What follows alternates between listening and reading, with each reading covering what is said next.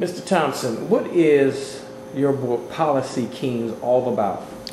Well, it's the history of the Chicago policy racket, which is also known as the numbers racket.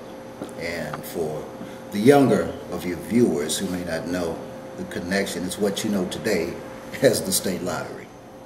Your book is it a history book? Oh, it's absolutely a history book. I mean, it takes you want to get into the mechanics of it. The book opens in the year 1885 and concludes in present day. And what it is, on one hand, it's a chronological walkthrough from those two extremes through the history, the rise, the conquering, the fall, the development, all these different things involving the policy racket. Again, it's what you know today as a state lottery, but it began as the numbers, the policy racket. And the thing that's unique about it is that this was owned and operated by black men. Now, back in those days, these policy kings, it's a street term that they went by, but they were also known as race men, and that's a term that you don't hear about too much these days. So the idea was to take the money that was derived from this illegal gambling game and put it to good use. So these guys, over the years and decades and generations, turned what began as a street corner hustle into the biggest economic engine in the black community, bar none. You're talking about upwards of $200 million annually during the Depression.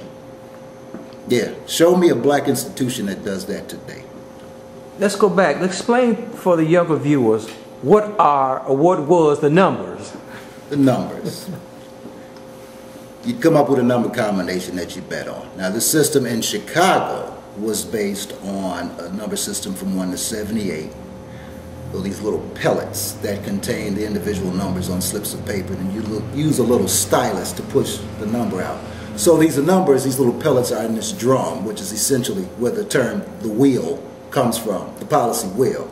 So you crank this wheel, you mix the numbers up, you go in and you pull out the numbers.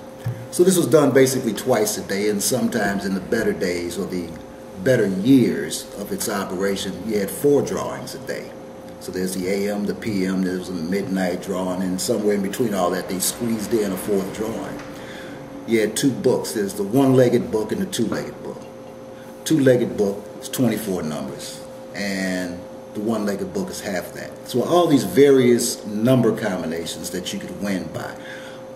Technically, the minimum bet for policy back in those days, and we're talking about the 1920s and the 30s and the 40s, minimum bet was a nickel, but very often you could get away with a penny. You're talking about the numbers writers who work the neighborhoods. Everybody in the neighborhood knows these guys. These guys know everybody in the neighborhood. So you could get away, well, I'm a little short, 2 or 3 pennies, you know, and you would go on and write your bet. There's too many different types of bets to go into here, but the most popular bet of the era was called the gig. That's the 3-number combination. So the number system of 1 to 78, in theory, your number could be 1, 15, 35, or 71, 12, 24.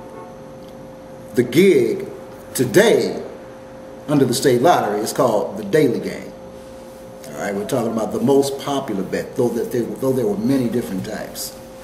So this went on. I mean, these guys would come knock on your door. How you doing today, Mr. Sims? You got your numbers ready for me? Now, how much are you playing this morning? You're talking about a systematic approach to this. You're talking about an army of these guys that work the neighborhood, South Side, the West Side, what we know as Bronzeville today.